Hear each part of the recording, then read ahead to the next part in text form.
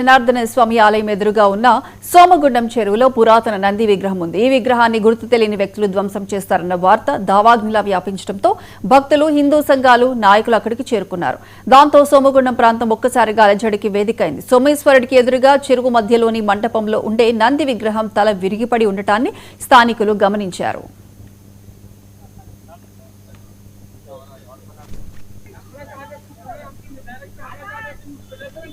ఇక్కడ పుష్కరిణిలో నంది విగ్రహాన్ని దానికి ఉన్న శిరస్సుని తొలగించారని రకరకాలుగా ఏదో వాట్సాప్ లో కానీ అక్కడెక్కడ దాన్ని రీల్స్ అన్ని కూడా చేస్తున్నారు పెట్టి పబ్లిక్ ని.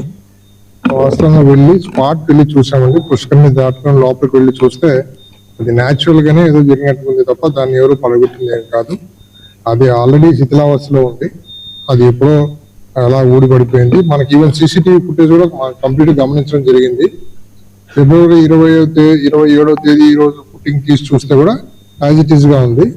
ఒకవేళ వాళ్ళు ఎవరో చెప్తున్నట్టుగా ఎవరో వెళ్ళారు లోనకి వెళ్ళి దాని యొక్క శిరస్సుని తొలగించారని అంటే మనకి చుట్టూ ఉన్న ఈ సీసీటీవీస్ లో ఎక్కడ కూడా ఒక్కరు కూడా దాంట్లోకి వెళ్ళింది లేదు. అది కూడా గమనించాం ఆల్రెడీ.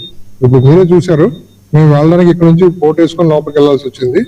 సో అలాగా అంత దూరం వెళ్ళి చూస్తే వాస్తవం ఏంటంటే అది శిథిలావస్థలో ఉండి దాని అంతకదే చిన్న పీస్ ముందర అలా ఊడిపోయినట్టుంది కానీ దాన్ని ఎవరు పట్టుకుంటున్నది కాదు.